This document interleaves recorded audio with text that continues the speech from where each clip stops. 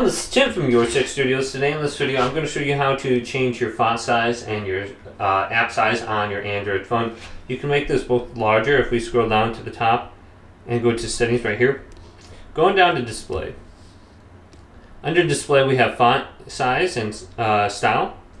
You can just make the font size larger here.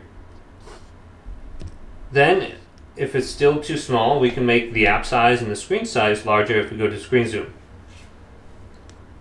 So we can just make it a little bit bigger right here. Then go back to home screen and you can see everything is a little bit larger with the font, and you can see I have the bold for font. So you can decide which one you want. This one might be okay for me. Maybe the text size is a little bit too big.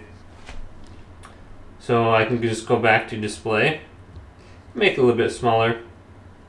But hopefully this video did indeed help you out. Leave it a big thumbs up and subscribe to my channel down below for more tech videos coming up next on Your 6 Studios.